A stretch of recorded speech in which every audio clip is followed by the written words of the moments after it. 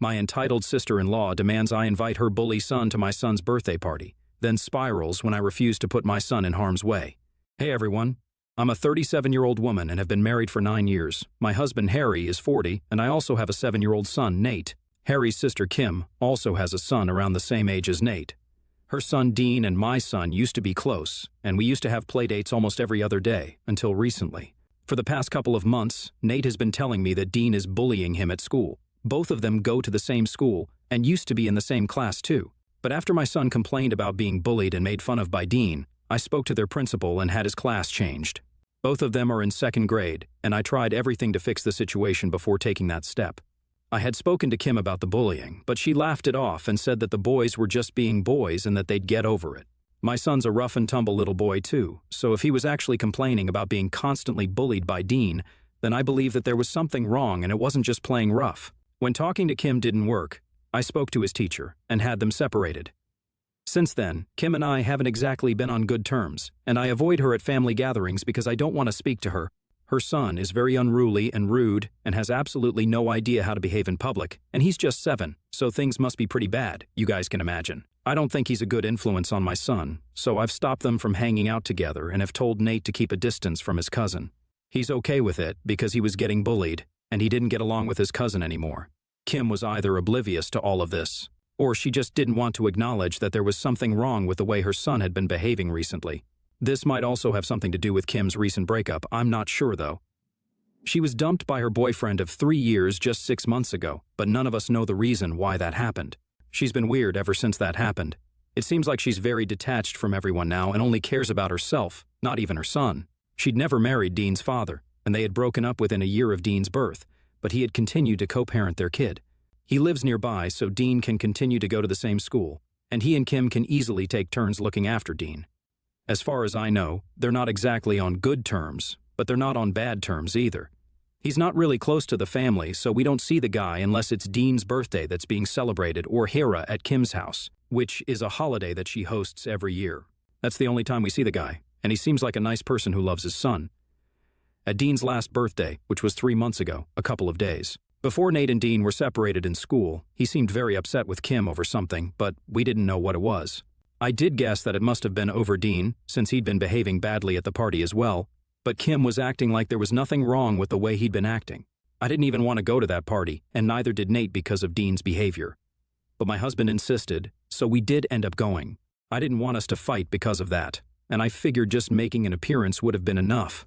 So we did just that and came back home, and this way everyone was happy. A few weeks after that, Nate had his class changed, and after that, Kim and I didn't meet or speak to each other one-on-one. A few days ago, I sent out invitations to a lot of moms from Nate's group because Nate was celebrating his birthday in a couple of days. I did not invite Kim and her son because Nate didn't want Dean to be there, and neither did I.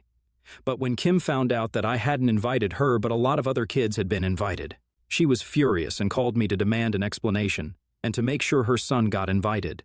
I told her the real reason why her son wasn't invited and didn't mince my words because I thought she'd been letting her son run free and behave in a really awful way. I could understand that she'd just been through a bad breakup, but that was really no excuse to let her son be so undisciplined. Even if she believed it was all right, she could let that behavior remain confined to her own life and household, but I wasn't going to force my son and I to be a part of that. Dean had bullied Nate enough to make him not want to be around him at all, and to me, my son's well-being was more important than maintaining relationships. She was very angry and said a lot of horrible things about me and my son and then hung up. I didn't think much of it because I knew an outburst like this was bound to happen, and didn't make much of a difference to me if she didn't talk to me over this since we weren't really that close anyway. After she refused to raise her son better, I'd completely cut her off in my head. Out of love for my husband, I'd still tried to have a cordial relationship with her and attended her son's birthday. But it had been 3 months since that, and her son's behavior had only gotten worse. So now I didn't see any reason for us to force ourselves or our sons to be friends when they so clearly didn't get along with each other. My husband wasn't happy about this when he found out, but he also didn't say anything about it. Nate's birthday is coming up in 4 days, and after that phone call, Kim didn't try to talk to me about the birthday invitation. Then, 2 days ago, I had to attend a wedding, but it was out of town, so I had to stay overnight. After the wedding, my husband told me that he couldn't attend because he was busy with work, and Nate didn't want to go since he would have to skip 1 day of school, which he didn't want to do, so it was just me attending. It was a 4-hour drive to the location, and the wedding and after-party were all wrapped by 11. I called my husband once I got to the hotel to check up on him and Nate, but to my surprise, my husband told me that Nate wasn't there. I didn't understand what he was talking about because it was really late at night, so I obviously expected my son to be at home. I asked him where he was, and he told me that Nate was with Kim, which shocked me because I'd made it very clear that I didn't want her or her son around Nate at all. Not because of any personal issues, but mostly because Nate didn't want to be around them. Once I got over the shock, I snapped and asked my husband to get him back home right that instant. But he told me that I was overreacting and that they're just kids, so they could sort it out if they just had one sleepover together. Kim had apparently come by to pick my son up from our house to take him home, and my husband had let her because he thought that it was totally fine just because Kim was family. He believed that Nate had to toughen up and learn how to be friends with his cousin instead of running away like a baby. I hung up on my husband because he was talking crazy and decided to call my parents so they could go over to Kim's house and bring Nate back to their own house where he'd stay until I came back the next day. I also called the cops, who got CPS involved, and they went along with my parents to bring Nate back home. I don't know what went down there exactly, but what I did find out from my parents later on was that Nate was very upset and had definitely been crying a lot. He'd even refused to have dinner at Kim's house because of some things that Dean had said about me, which he'd undoubtedly heard from his mother. So she had sent my son to sleep without any dinner. He was glad to be out of there and go home with my parents. I didn't rest until I was sure that he was with my parents, and even then, I was shaking like a leaf because of how overwhelming this experience had been for me. I started my drive back home as soon as my son was safe with my parents, and I told the cops that I wanted to press charges against Kim and my husband. I had to be present in person for that, so I left the hotel at around 11:30 and headed straight to my parents' house. Once I'd seen my son in person and made sure he was okay, I headed over to the police station and pressed charges against both my husband and his sister. They'd been detained for a day but had been released afterwards, and they'd have to stay in the state until the charges against them had been dropped or they were acquitted. I think they'd been let off pretty easily given the seriousness of what they'd done, because essentially Kim had taken my child away from his home without my approval, and it was absolutely not okay. Maybe he wasn't physically hurt, but he was emotionally really distressed and didn't even want to go to school today because he thought he'd have to come across Kim or Dean, and that kid would end up bullying him again. There had been a pattern of roughhousing and playing rough, but this was different, and it needed to end. If a 7-year-old is afraid of another kid to the point of being terrified to even see him, then there's certainly something very strange about that. I didn't let my son go to school, and I've decided to file for a divorce and for custody of Nate because I don't think my husband is capable of handling a child if he's willing to put family over his own kid's mental and emotional health. He didn't even apologize to me, but as soon as he got his phone back, he texted me to tell me that what I'd done was really disgusting and that he didn't want to see me because I was not fit to be a mother. He said I'd raise a sensitive girl instead of a son, and he wasn't on board with it. So now I could either come back to him and raise Nate on his terms, or I'd have to fight him for custody. I didn't even respond to that message, but a couple of hours ago I received another message from him saying that Kim was in the hospital because of me. Apparently, he said that because of my overreaction the other day, Kim's ex had decided to file for full custody of Dean and had even come by to take him away because he believed that she wasn't capable of raising him anymore. She couldn't even stop him because he'd come with CPS, and since she was already facing charges for what she'd done with Nate, things weren't looking too good for her. So Dean was removed from her custody. She tried to deal with the situation by having a temper tantrum once they'd left, and ended up smashing a lot of things in her house in a fit of rage. One of those things had been her glass coffee table, and when she'd smashed it, it had shattered, and glass shards were all over the floor, which is how she'd injured herself. Now, my husband was blaming me for all of this because my actions had triggered this behavior. And even though I'd known that she was going through a breakup, I'd still called the cops on them for something petty, despite knowing that Kim was unstable right now. He's even called me a homewrecker because I've not only ruined my own marriage, he's also holding me responsible for breaking Kim's family apart. Which doesn't make sense because she and her ex were never even married or anything. I don't understand what to think right now. ATA for reporting my husband and his sister to CPS after he let her take our son to her house to bond with her son, who bullies and scares my son. Update 1. Hey you guys, thank you so much for the overwhelming response I got here. It was nice to have people on my side because everyone else, apart from my parents, is certainly not on my side right now. Everyone's upset that Kim injured herself, and she even ended up in a rehabilitation center because she had a complete mental breakdown. I don't understand why his family, and even some of our friends, are blaming me for all of this, because if anything, the violent episode that she had just proves that she's not fit to raise a child, at least not right now. This could have just as easily happened while her son was inside the house with her, and then he would have been in danger as well. So, I probably did everyone a favor. But mostly, people have accused me of overreacting and being too sensitive. I mean, how was I too sensitive? The woman had literally taken my kid away from home, and my husband had let her. He then even tried to act like it was okay, even though he knew how much Nate didn't like to be in the company of his cousin. I only called the cops because my husband refused to care for his son, and obviously someone had to. The kid's not even 10 yet. There's also the fact that Kim didn't find it necessary to discipline her own child at any point. But because Nate was under stress and was very upset, she thought it would be appropriate to send him to bed without dinner, just because he was sad and wanted to go home. And nobody seems to think that there's anything wrong with what she did, just because she had a mental breakdown and ended up in the psych ward. It just seems really unfair to me that everyone's blaming me for what she did, even though I had no part to play in it. If she was under so much distress, then she really should have sought professional help earlier. But she didn't, and I don't understand how that's my fault. I didn't intend to create such a chain reaction of bad things to happen to Kim. I was just trying to protect my son. I don't understand why that's so hard for certain people to accept.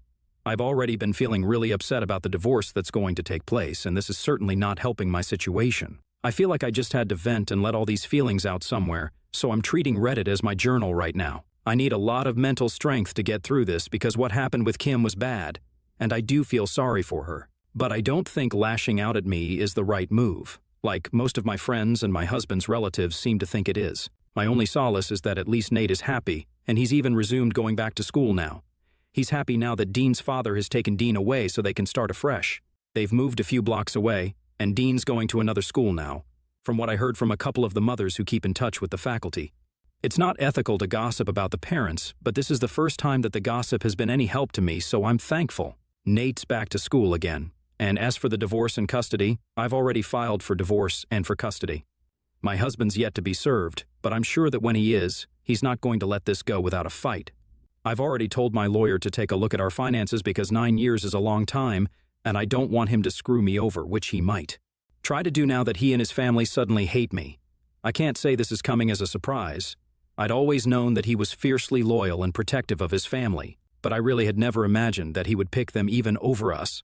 I don't understand how he can just treat me like this after almost a decade of being together. I'm kicking myself for not letting him go the second he showed the first signs of wanting Nate and Dean to still be friends. Even after our son was being bullied. I should never have attended that damn birthday party with my son and shouldn't have dropped that fight so easily. Then maybe we could have at least ended our marriage without so much drama. But unfortunately, I thought about giving him a second chance and well, look where that landed me. Update 2. Hey guys.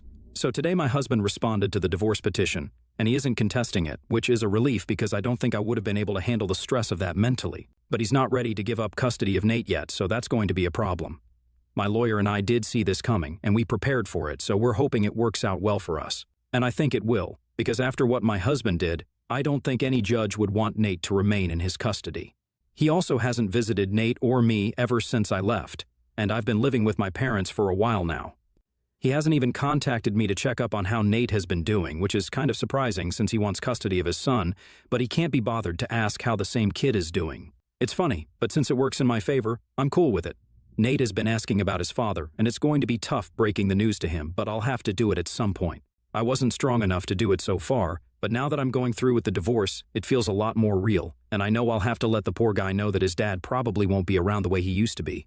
I know my son's going to be just fine with me, but it still feels awful because he's still just really young and small. It breaks my heart, and I'm hoping that the love from his grandparents, and me of course, can help him feel better. But nothing ever fills the void of a father figure. I know that, and I'm really upset that I'm going to have to put my son through that. My parents have been supportive and have been taking care of Nate, and I guess it helps because they're both retired now and don't have much to do around the house. This keeps all of them occupied, and I can focus on the mediation process and my work without constantly worrying about whether Nate's emotional needs are being met or not. I mean, I do play with him and talk to him every night for about an hour before I tuck him into bed, but I constantly keep feeling guilty. Like that's not enough for him. Even though he's been really brave and hasn't complained about it even once. I just worry about whether I'm being a good mom or not, and I really hope that I am because otherwise, I don't know who I am. Update 3. This is the night before the first mediation session for the custody case. It's around 3 in the morning right now, and I'm shivering, even though it's a summer night and relatively warm because of what my psychotic, crazy, immoral, soon-to-be ex-husband just did. It started when Nate and I were just about to go to bed at around 9:30. Someone rang the doorbell, and my dad was soon in our room telling me to come downstairs because my husband was at the door. He didn't understand what was going on, and neither did I. I told him that I didn't want to speak to my husband, so he needed to go away. My dad said that he seemed totally out of sorts and suspected that he was either really drunk or on drugs. He asked me if I wanted to call the police.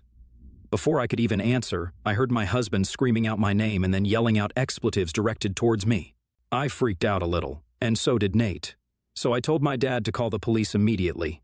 We'd hardly even dialed when we heard the sound of smashing glass from downstairs, followed by my husband laughing loudly, and then the sound of a car pulling out, which meant that he'd left. My mother had already fallen asleep before my dad showed up, but as soon as she heard the sound of the glass breaking, she rushed upstairs to check on me. Thankfully, all of us are unharmed, but we were all really traumatized and didn't dare to move or do anything until we were sure that he wasn't loitering around anymore. We'd heard the car drive away, but we still couldn't believe that this was happening, and were scared of even breathing too loudly. When we went down to check the damage, we realized that the psycho had thrown one of the potted plants my mom keeps outside for decoration into the house through the glass window in the living room. There was glass all over the floor. After that, we wasted no time in calling the cops and pressing charges against him for destruction of property and also harassment. It turned out he had been drinking and celebrating that he had finally managed to get rid of me with his family in the house that we had lived in for so long. It was his family's bright idea to go to my house the night before the first mediation meeting to mess with me a little bit. Of course, they hadn't seen this coming, and when we came face to face at the police station, his mother was practically begging me to let this one incident slide and claiming that it was just a prank. It took me a lot of restraint, but I managed to ignore her altogether and came back home. It's been a couple of hours since, but I still haven't been able to bring myself to process any of this. It feels weird that the guy who had been the love of my life for so many years is even capable of doing something as nasty and deranged as this. Nate, thankfully, had fallen asleep, but even he was very traumatized, and kept asking if that was his father's voice that he'd heard. I didn't know how to answer that, so I just didn't say anything, and I think it's better off that way. He doesn't need to know any of this right now, he can just be a kid. I'm still in shock, but I've told my lawyer what happened. Since I don't believe my husband will be showing up for our meeting with the mediator tomorrow, I'll be filing a restraining order against him first thing in the morning. Update 4. Hi guys.